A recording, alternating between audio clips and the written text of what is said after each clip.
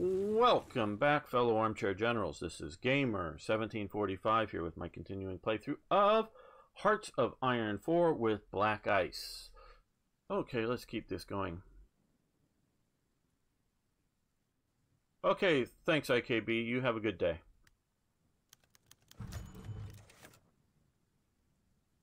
Okay, make the template good. We're getting from the... Oh, did we miss a... No, not a MIFO bill. Oh, well, here are headquarters or something. Who knows? MIFO bills, those are good to keep going. And I really love being able to real-time chat with you guys and coming in, but I also love the YouTube thing in which you can watch at your convenience. You don't need to...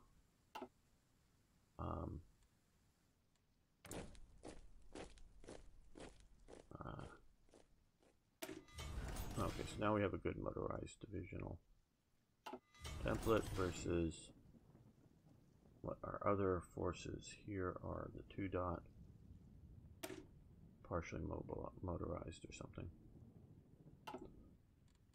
And how are we doing for trucks? Mentioning that. Well, we need more. We need more of all of that. So, let's do truck transport. Are we producing any somewhere? Yeah, here we are. Let's do one more of those. And where are our F cars? We may need more of those too. And here. We'll get those. And we have 3 dockyards. That probably means that we've gone through much of our other stuff. Okay, well,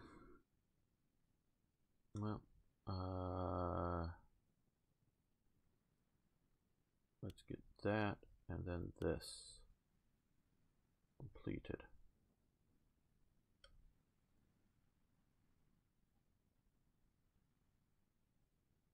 Yeah, hello, Alex. Good to see you.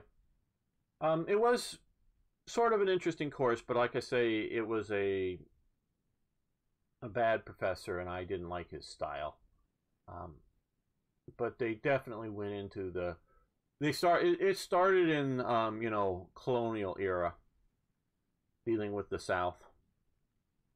And it's not... The professor knew his stuff, but he just sort of... His condescending attitude to the knowledge of his students. And I'll say this without boasting, I'm sure I knew the most of any of the students in the course about it before entering the course. Not that there wasn't a lot for me to learn, there was. But I'd often, when I was going to college, I'd often sign up for more courses than I thought I would have in a semester. And just, or, you know, sort of complete. And before you could, you know, get an incomplete, just drop 1 or 2 and keep the more interesting or the ones sort of required to graduate. Because I took a lot more courses than I needed to graduate. It took me longer than the 4 years to get through a 4-year degree.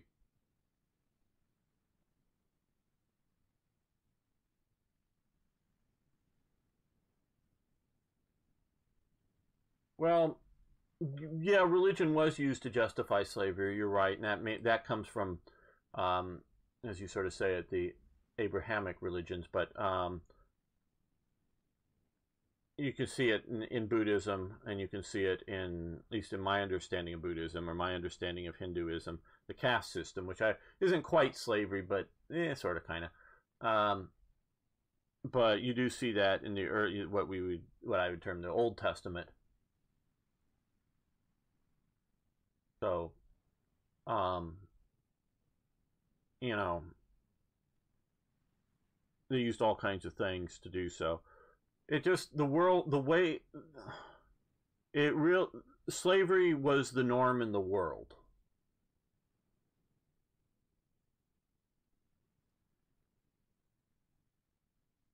Yes, you're right. There was very much a paternalistic society. I wouldn't call it feudal, though.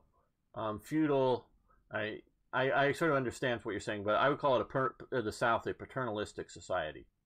Um, Very much so. Feudalism, there's a lot of things I would see different, not just in detail, but in the whole social contract, if you will, of the feudal society. Yeah, hierarchies, but hierarchies aren't, well, in the South, it was much more paternalistic. I mean, there's always hierarchies. Hierarchies are just a fact, not necessarily a good thing or a bad thing, they're just a fact.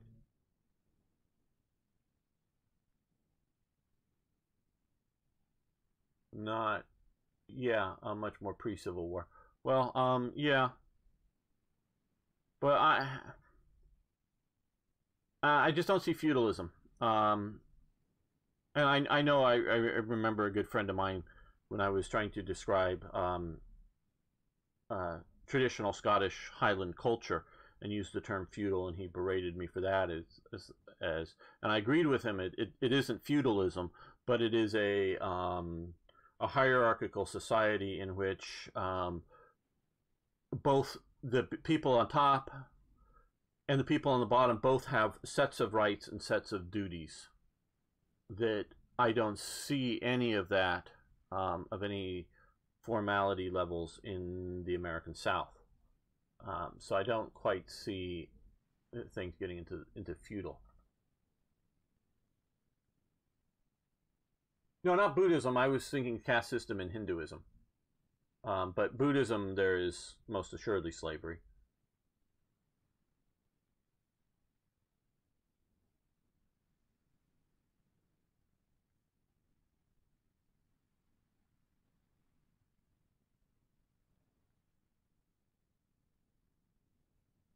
Yeah, I understand that, Dan. But you see, if you're really sort of looking at a feudalistic society or setup, he doesn't have the right to fire you in that. Yeah, but see, like I say, in a feudal society, you don't have the lord doesn't have the right to get rid of his tenants, if you will. They have the right to be there. Now they must meet certain obligations, but so long as they meet certain obligations, paying a percent of the crop or whatever it is, they can't be removed. So that's where uh, the difference between sort of a modern hierarchical system and feudalism, as I see it.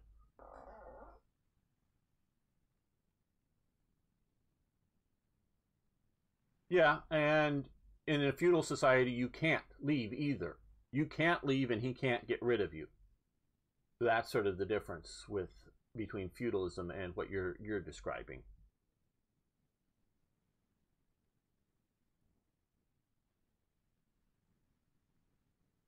Oh, I'm sure they did ads. The British are good at that kind of thing, or effective at that kind of thing. Oh, we need more chromium. Okay, so we need to. Part of the reason I was building some more factories is to trade for things. Okay, chromium. Who has chromium? Soviet Union, Turkey, France, Kingdom of Yugoslavia. Yeah, let's go with the Kingdom of Yugoslavia. We need 35. Let's drop down to 32. We have a lot of chromium, but not.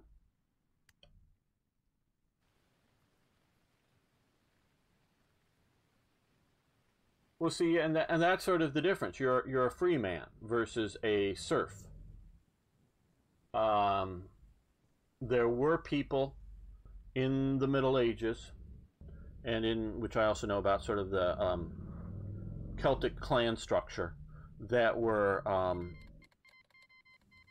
part of the culture, part of the the local clan in the Scottish sense, but community in more the feudal sense that had freeholds that were a freehold as part on maybe a greater landowner thing, but it's sort of much more freehold property rights, and it was different.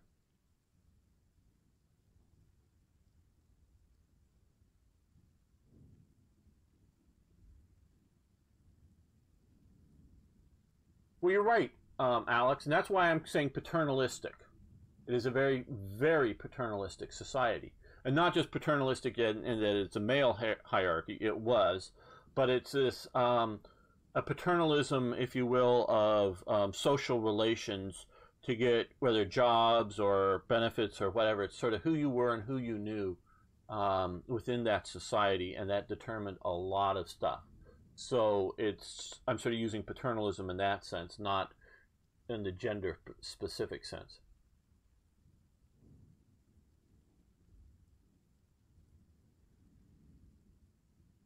Well, you see, that's sort of what you're saying. Like I know in China there was debt slavery, um, in traditionally, and debts could be passed down from one generation to another generation. And while you were working off your debt, you could be incurring more debt. So it was a de facto in China, a de facto slavery. It wasn't based on race. It wasn't based on um, other sorts of factors like that. It was and it could be generational. And it was based generally on debt slavery, but you were then your debt could be sold to others, so that you would have to work for others. And as you say, POWs from wars, whether their children or if they had children or whatever, would be generational slavery in India. I don't know. I don't know India well enough, but I do know that they did take captives that were basically for the rest of their lives that were forced to work, and they were. So that's what I say. Slavery was a common thing. It might not have been um, black people or people that spoke a different language, like a tribe next to you. Both we would see in a modern sense, both of a same general ethnic group, both culturally and racially. But like in the American Indians, they had slavery. They would capture slaves from including the North American tribes, would capture slaves from other tribes and keep them for as long as they could. Now the slaves might escape back to their tribe, or the other tribe might raid them and get their people back. But they had slavery here in the Americas well before. Hey, Django. This guy here, third general from the left. Oh, that's Lieb. Ritter Wilhelm Lieb. Oh, next to Lieb, this guy here, Oberfelder. Don't know who he is, if that's who you're referring to. Good to see you, Django. So this is, and again, I don't know that there was a lot. Well, within a tribe, I do think you did, because you sold brides. You sold your children to a husband. Um, your female children to a husband in the American Indians thing. That wasn't quite slavery, because often I think that was done with often, not always, with the daughter's permission.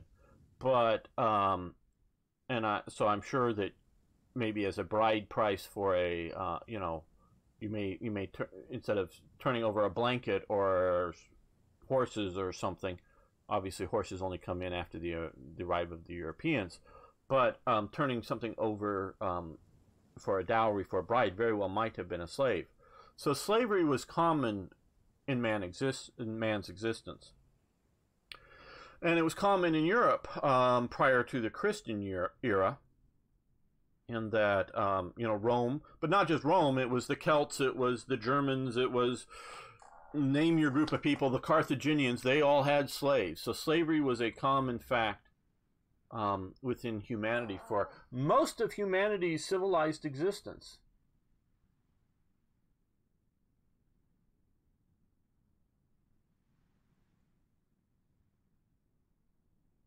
Well, I would disagree with that, Alex, because you have the Arabs for a long time doing slave catching and moving African slaves up into Muslim regions. So that was a long-term thing, as I understand it. Yeah, exactly, ads. That's exactly what I was talking about. And some of it was, if you, yeah, trans-Saharan. Some of it was coming across the Sahara, but there was also a significant down the coastal trade with dhows.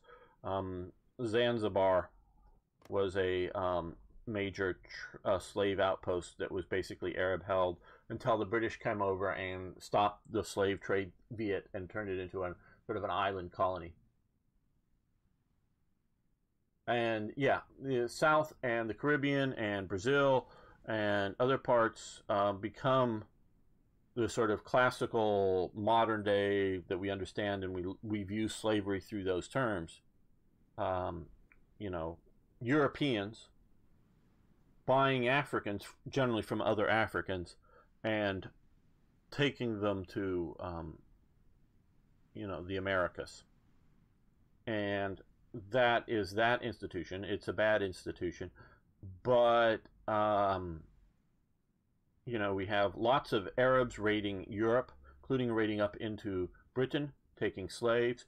You have the Vikings. I know there's some of the Viking series have been very popular, and they examine it, how much they were into slavery.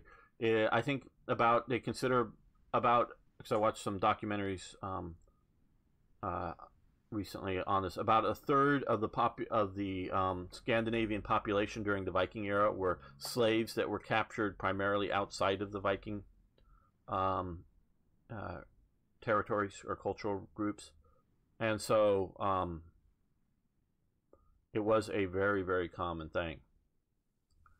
So yeah, so this is why I don't have, and yes, religion was used to justify it, but why I don't have massive like the modern indignity over, well, that's a Confederate general statue and it was supporting slavery. Yes, it was, and that slavery is bad.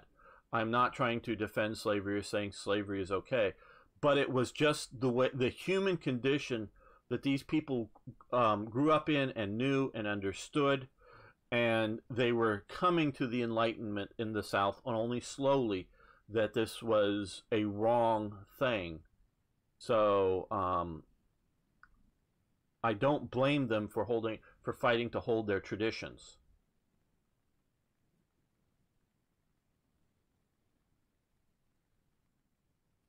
Yes, you're right. They still do it in parts of the world. They still do very, very inhuman things. A lot of it happens to be both justified by extremist Islamic. I'm not going to read each one of these. Yes, but we'll take them.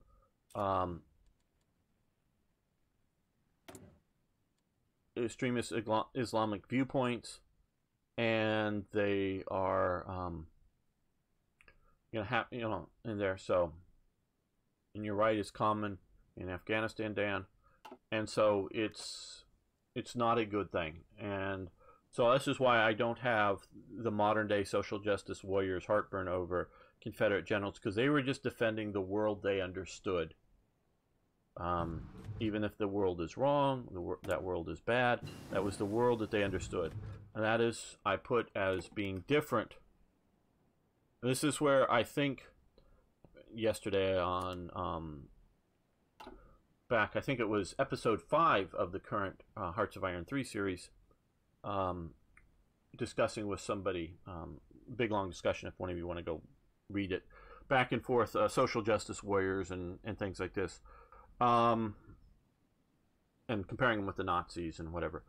When you see somebody like the Nazis or the communists or somebody else that is I see this as a fundamental different thing that they don't seem to get. That fighting violently, killing people in large numbers to impose something new upon people is, to me, fundamentally different than fighting to protect something you know and understand and grew up with. Even if that thing is wrong, I'm not saying it's right to, you're on the right side of things, but it is a different sort of thing. So imposing yourself on others just because you think you have the right way of doing stuff, well, we think communism's the best. Well, has there ever been a communist state in the world? No state has ever achieved communism. They've tried to. Soviet Union, Maoist China, Pol Pot, but they've never been able to achieve it. But if we could just achieve communism, It'll be a wonderful thing. Well, they don't know it will be a wonderful thing because they've never achieved communism ever, anywhere on a state level. They never achieved a true communist state. All the socialist states that have existed, that have been imposed by force, I'm talking different than a democratically elected socialist,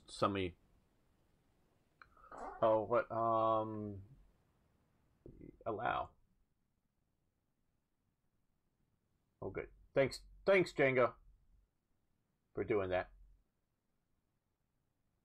And Dan is perfectly right. Damn dirty Reds.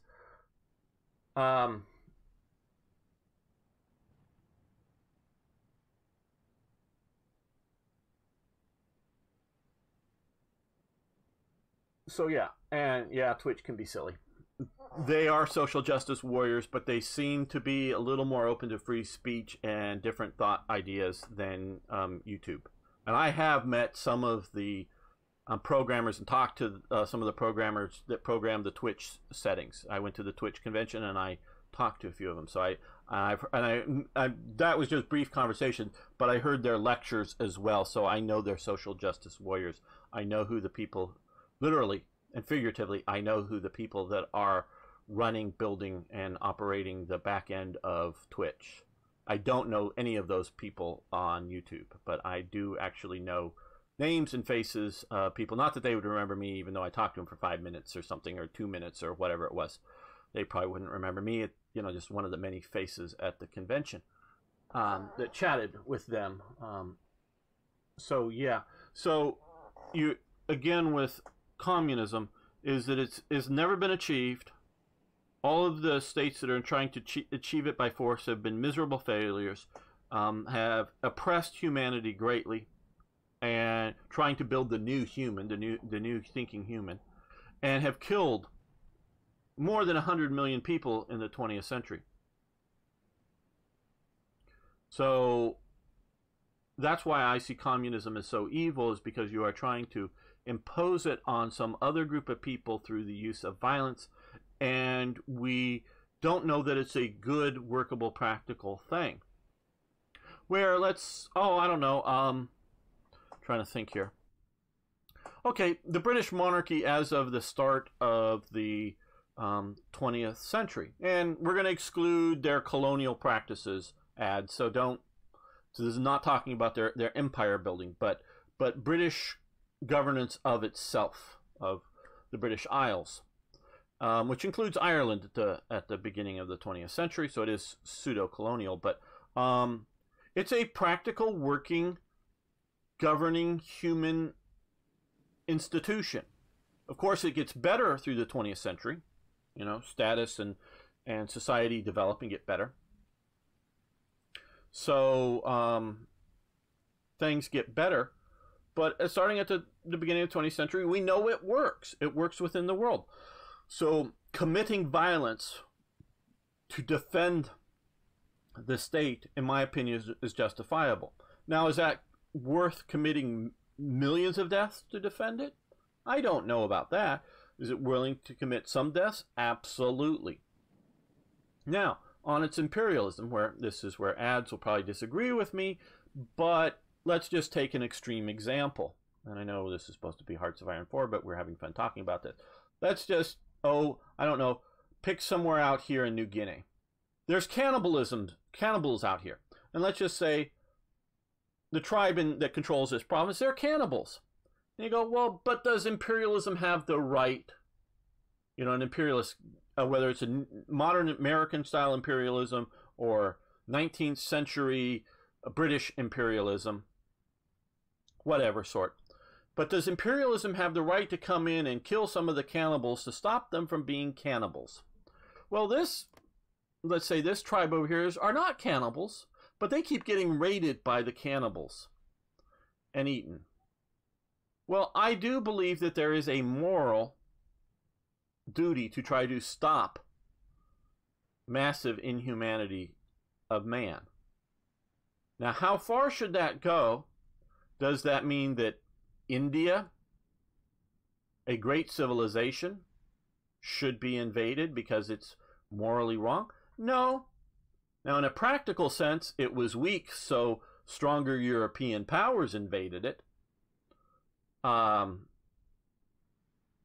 So weak powers get invaded by stronger powers. It just happens. But we can definitely see, cannibalism here, or slavery and human sacrifices in this part when the Europeans showed up.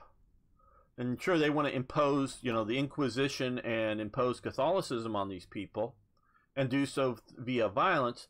But that's a hell of a lot better than mass human sacrifices, even if I don't agree with imposing your religion through violence. I do agree with stopping mass human sacrifices. So where is the line between imperialism good and imperialism is just simply forceful taking of other countries without a moral justification? That, like I can say bright lines of cannibalism or mass human sacrifices are bad. I do believe the British did a good thing in India in getting, or at least radically suppressing, the Thuggee or the Thug movement in India. Ads can disagree with that if he wants to.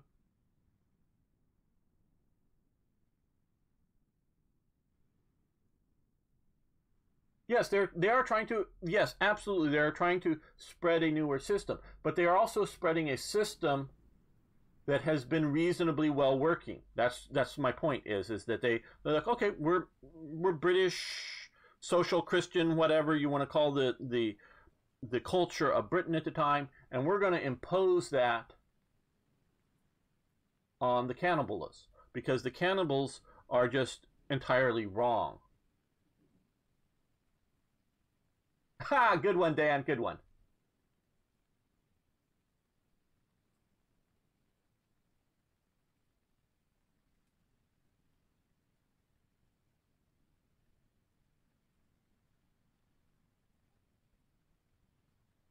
Yeah, I hear you, ads. I just to some degree disagree. I hope we can still be friends, but I'm not saying everything the British did was right, good, or just, and so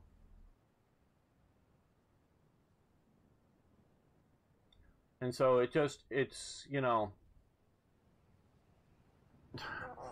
how far you go. Okay, well, let's get back to playing the game.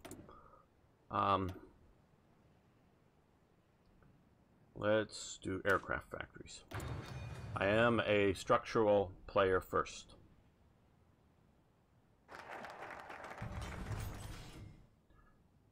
Naval effort, good. We'll get a couple more factories, but where do we want to go here? No, ooh, 29 days, 98 days, no. We're getting close to 38, which I think will be close to doing some of this other stuff, so we don't want maybe a huge...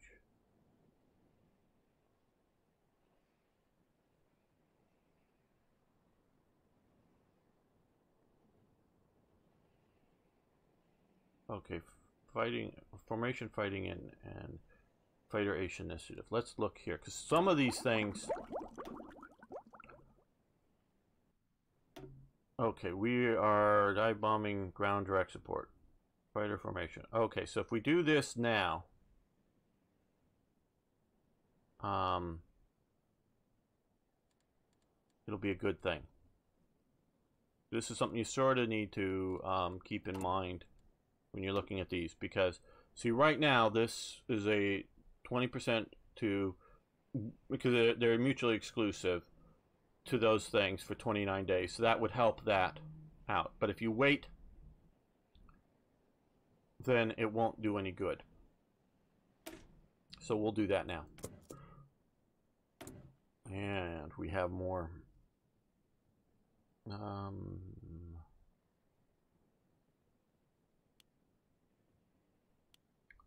Plow through these and then get the Admiral Hipper working.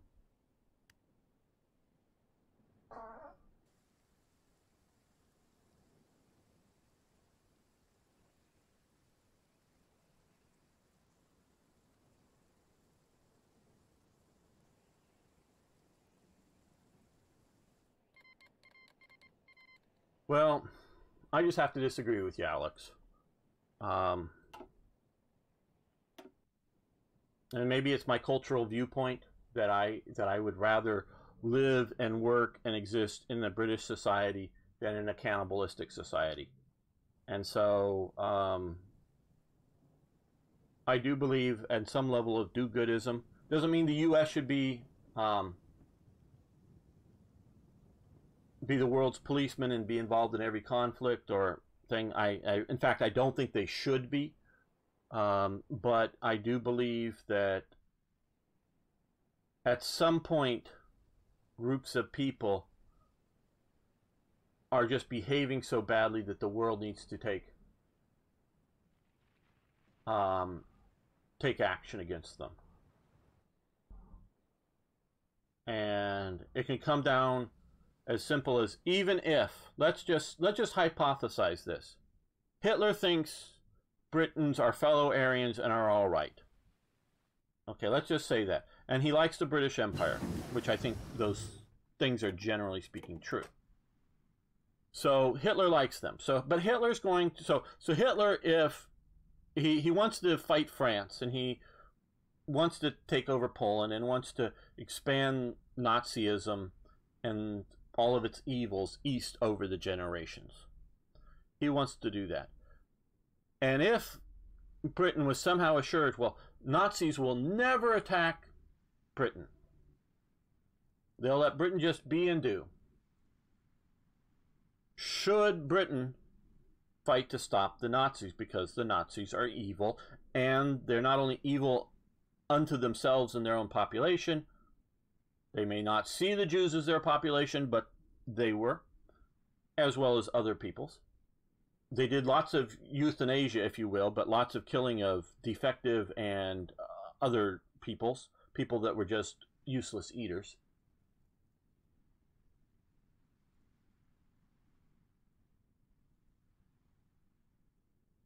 So, so should Britain, not just in self-defense, but should Britain actively to fight the Nazis, to keep them from being evil to the Poles, to the Czechs, to the Russians, to whoever else? Yes. And see, to me, that's a bright, clear yes. Now, we can argue and debate over the justifiability of daylight or mass bombings of cities that the British carried out and the Americans carried out. We can debate that, whether that was a right thing to do. And it may not be a right thing to do. I sort of think it's the conditions of the war at the time and they just did it.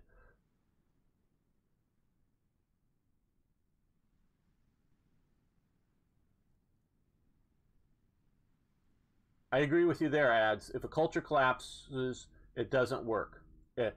However theoretically pleasant or nice a culture is, if it doesn't achieve some of the basic things, like get enough food for the people, because that's, you organize up growth and production of food through your culture. If it isn't able to defend itself,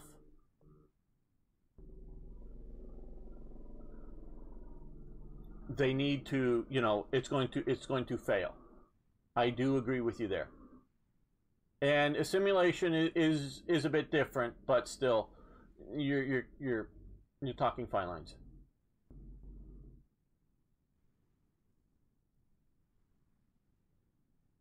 I disagree. Because Britain basically had a defense agreement with Belgium.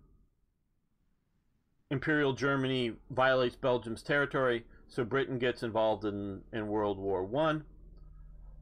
And simply by defeating Germany in World War I, that causes Nazism to rise, not really any other British meddling.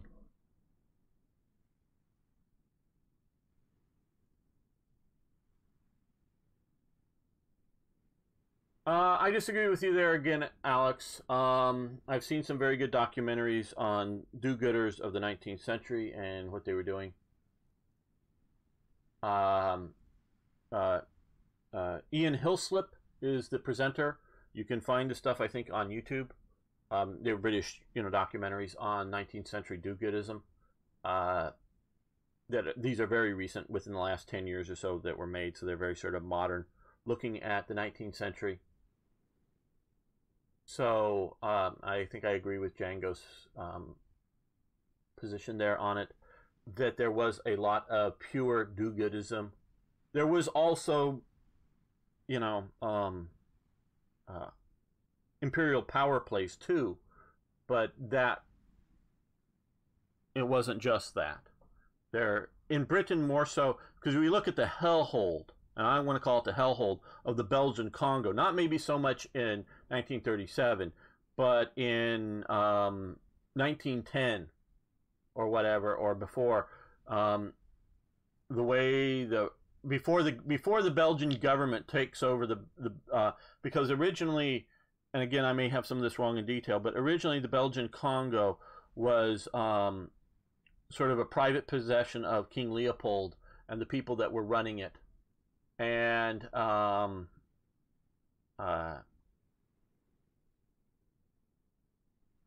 that was going on, and then it was a hellhole being run, that then the Belgian government takes over and corrects things to a degree, but that is very different than the British experience in this pink territory.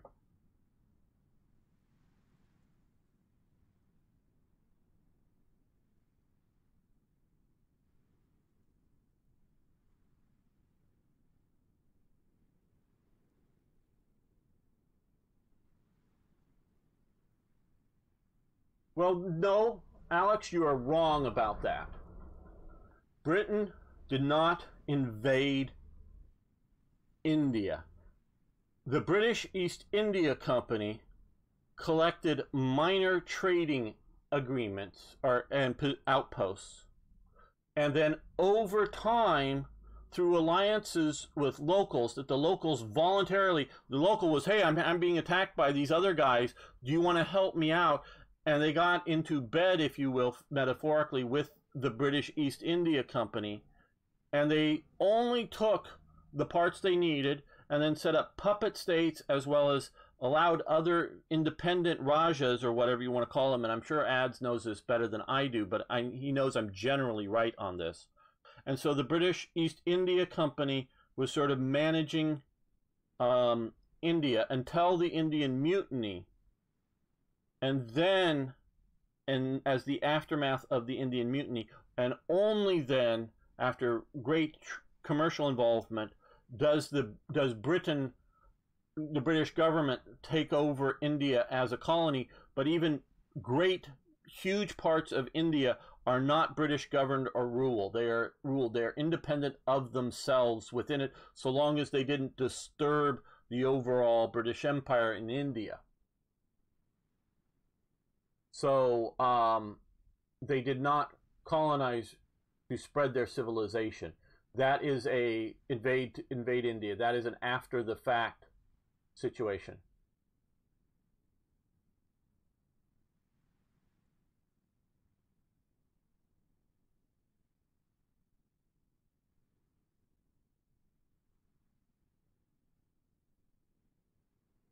Well, like I say, that wasn't that was King Leopold's thing, not the Belgian government's thing.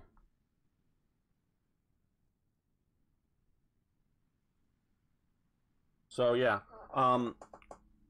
India, I'm sure I don't know it like Ads does, the history of it, but I do understand this sort of gradual stages. Now we don't really see, we see Goa here. The Dewey is I think right there, and I think there was one other Portuguese colony that remained up until the end. 60s, I think Ads gave the date before, and you have the minor French possessions here, but that's sort of what it looked like with, you know, the British just here in Madras, and Bombay's over here, and Calcutta at first up here. I mean, it starts out as the three presidencies of the East India Company, and it just over time, slowly and organically, British took parts of India directly under its governance. Others were sort of puppet governments, and then others were independent so long as they didn't cause trouble outside of their region. At least that's my understanding of it. So, you know, India was not invaded as either Christian. In certain regions, as up in Norway and whatever, there are a fair number of them, but I would agree that it's probably like a 10% or smaller minority.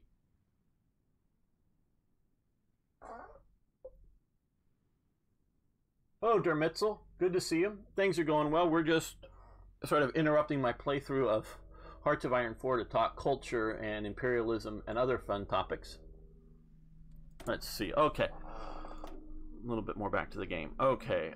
We've got Panzer IIIs. We will continue to expand production of them. How many days? 147 days. No, we're not going to do 356 days. Now, Panzer IV. Yeah, we need to do that. Let's do that. Get that going.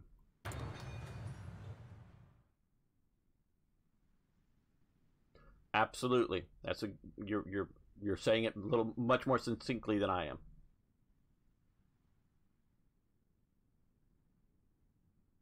Yeah, yeah, I agree with you because it's sort of the reversal of standard. And since I jump back and forth between like Kaiserreich, which is using the standard colors, and BlackICE, I don't understand. You know, I know a bunch of the guys on the team.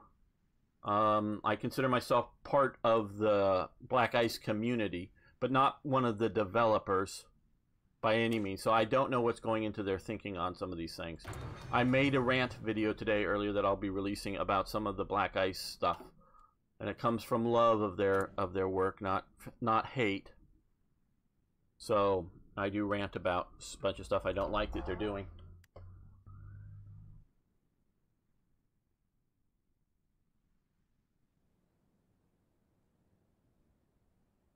Okay, so we're zipping through.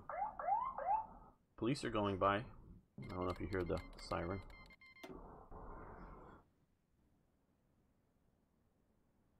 And they raced off very fast. I couldn't see them, but I heard their car move.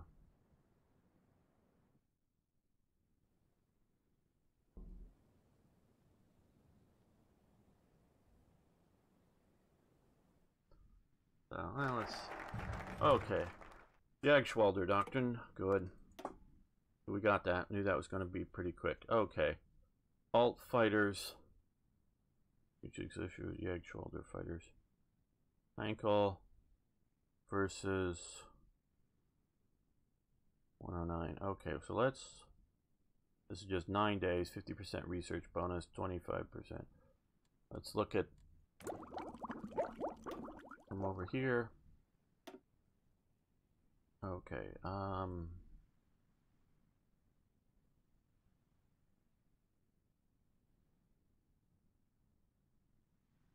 requires technology. I guess this is what they mean by the alt fighters here. Guess.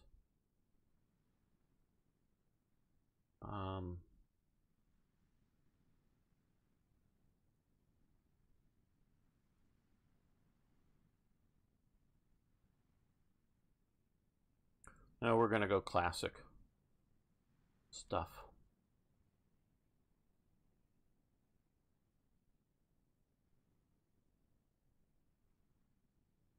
Panzer IVs are very good tanks, particularly for their day.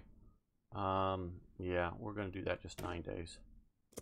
Get through that national focus rapidly. Get bonuses for when we get ready to research.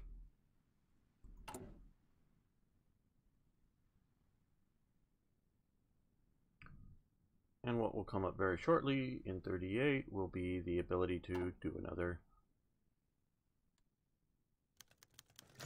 national focus. Okay. Germany has enjoyed good relations with China since the end of the previous Weltkrieg.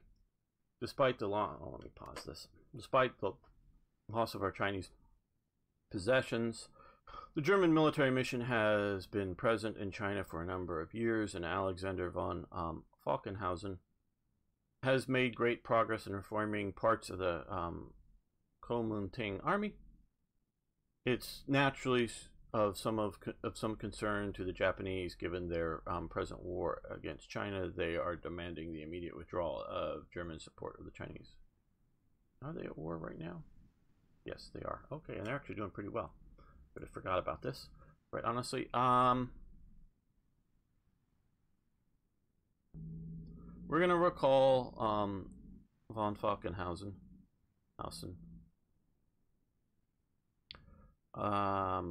Publicly trying to get military.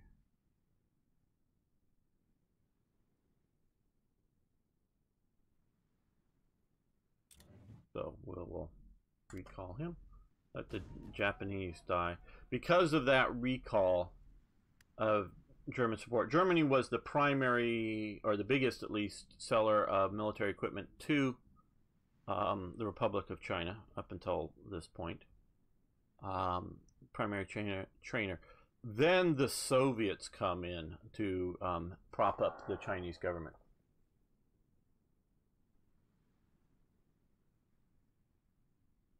Oh, I think that's a ridiculously bad tank there, Dan. The Lynx. We're talking about the same thing. You're talking about this thing? Why?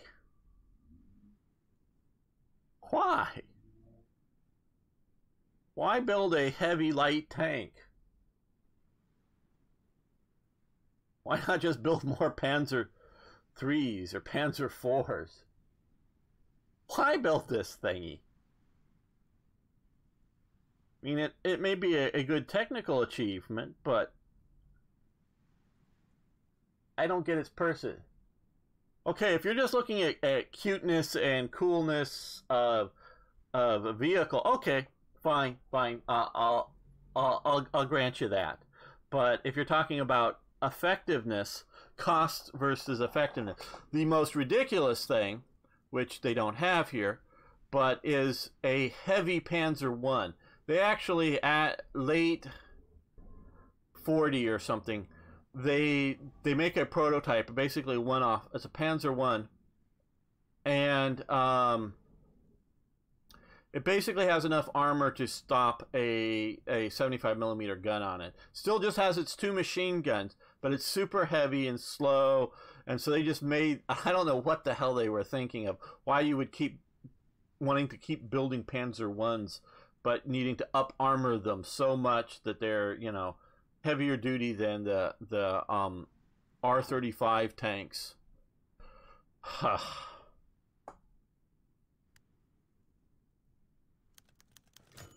Okay, good. Second complete year of the 4-year plan was an economic initiative which Hitler started. I think, well, more occurring, but it involved, amongst other things, the reducing of unemployment and undertaking public works projects such as the German Autobahn. Okay, we could start the third, keep the second. No need for the 4-year plan. No, we're gonna go through the years. I'm not exactly sure how the stats are different. I guess we could look over here. Why are we still there with the first one? I don't know. Well, we're gonna go with, okay, oh, gains year 2. Okay, I don't understand it. So year 1, 8, 8, 12. Okay, so no, this is better. Notice it's 12, 12, 15. And 12, 8, 8, 5. 15, 12, 12, 5, yeah. And output -3, output -4 to sort of offset some of the stuff. Yeah, we want to go with that, most assuredly. Okay, well, favorite Europe tank. I have several.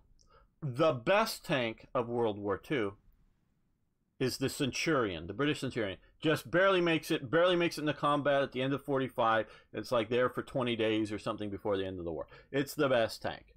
And it's a moderately good tank for even the 1970s. It's starting to get out of date by then. I mean, you got the Israelis sort of upgunning it and up equipping it, as well as the South Africans. They keep it going. The South Africans still using the Centurion under the title Oliphant. The actual same old tanks, so they haven't built any new ones. They've just been upgrading the same old holes, but they're still using it. Arms Corps is a good company for keep building new upgrades. To me, the sort of cool tank of the war is the Panther. It has a lot of problems mechanically and other things, but it's sort of the cool looking tank, and probably best to a point. It sort of comes into depending on your sort of nation, for mass production, being able to maintain them worldwide is the Sherman. The best German practical tank is the Panzer IV, because it was there at the beginning and it was still very useful at the end. And for the Soviets, you know, it's sort of the T-34, that it's mass produced, cheap, dirty, and do that kind of thing. So there was some stabilization with the I believe with the Centurion, the early model Centurion. Later models for sure, but I do believe there was some. I don't know in detail right offhand. Okay. The Agschwalder fighters. Okay, so we did the historic. Okay, mixed. This is what we were waiting for, starting the first year. Mixed industry plan. We're gonna do that. But we're also gonna end the episode, not the chat, not the stream. You guys hang out here. But we're ending this episode. I want to thank everyone for watching. I want to thank you for liking the video. If you haven't already, please subscribe to the channel. And you can also follow me over on Twitch. Love seeing you live, as well as just seeing you around on the channel. And, of course, please post questions. Sorry about that. Please post questions, corrections, comments, suggestions, ideas. I love hearing from you. See you next time for more Hearts of Iron.